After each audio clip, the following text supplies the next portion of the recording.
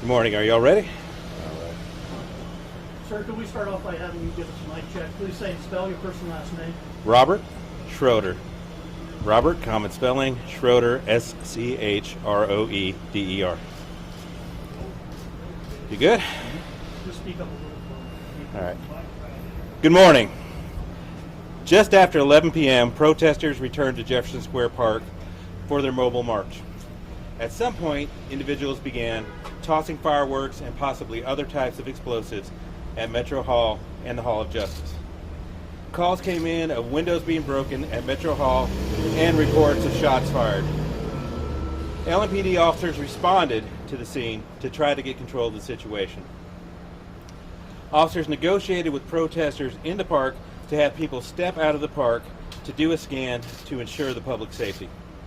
Once that was complete, protesters were allowed to return to the park and officers withdrew, leaving some cars on corners to monitor the situation. At about 2:45 a.m., officers reported having bottles thrown at them, prompting the return of our special response team to the area. At that time, it was determined the entire park needed to be cleared for safety. Officers ordered the crowd to disperse, and several protesters proceeded east on Liberty, but there were no attempts to leave the area. Once the park was clear, officers found several pieces of pipe and other materials that could be used to make pipe bombs, prompting a response from our bomb squad and K-9 units. Once the park was searched and secured, the park was reopened just before 5 a.m. In all, we made 56 arrests this morning and towed 5 vehicles. We used pepper balls and the LRAD system to try to gain compliance of the unruly crowd. There were several fires in the area, including a large dumpster fire at 5th and Liberty and a tree that was set on fire at Grinstead and Seminary in connection with the caravan.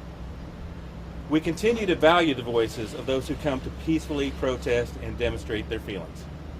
But we simply cannot tolerate the destruction we saw last night, the violence we saw last night. We will continue to take steps to ensure the safety of both those protesting and the public at large. Thank you. Sir, can you give us an idea of approximately what time the park was secured? You mentioned that you had gone in. You mean when it was done finally? Is that what you're asking? Yeah, like I said in the comments, it was around 5 a.m.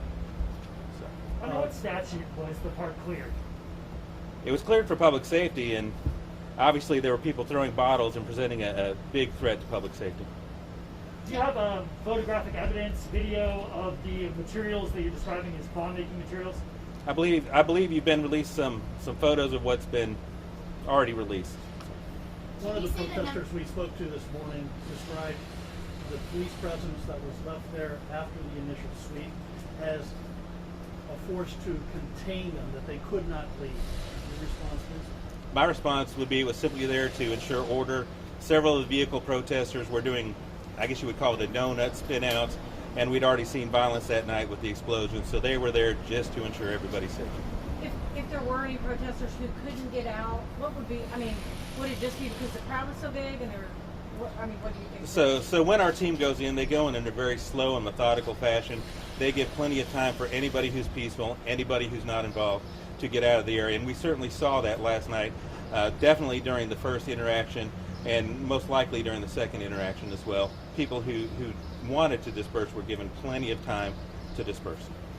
Do you have any idea how many of the groups, the protester we talked to this morning said there were a lot of, she's been there for 12 nights, and that there have been a lot of outsiders coming in as well as homeless groups, and she just said the tension is building among peaceful protesters, police, and these other groups, and we're hearing that a motorcycle group is supposed to come in this weekend. Have you heard that? I've heard rumors about it. I don't have anything concrete to say. I will say this.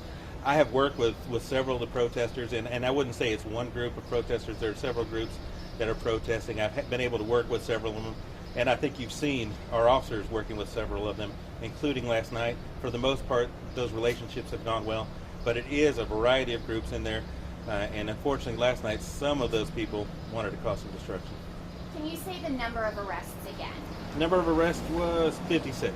And what are those charges ranging from? They would be ranging from failure to disperse, disorderly conduct, those sorts of things, including, I'm not sure what the specific charges they placed on the person throwing explosive items were, but they would be charges in relation to that. One of the protest organizers, Emmanuel Mitchell, claims he was mistreated in jail. He just said he was in solitary confinement for 30 hours. He was given one meal, one drink of water. He says his cell was covered in feces and urine and blood. Could you just respond to those allegations? Obviously, we're the police department. We don't control the jail. Like the police department, the jail has a professional standards unit. I would encourage anyone that thinks they're being mistreated or feels they've been mistreated to contact the jail's professional standards unit. All right, thank you all very much.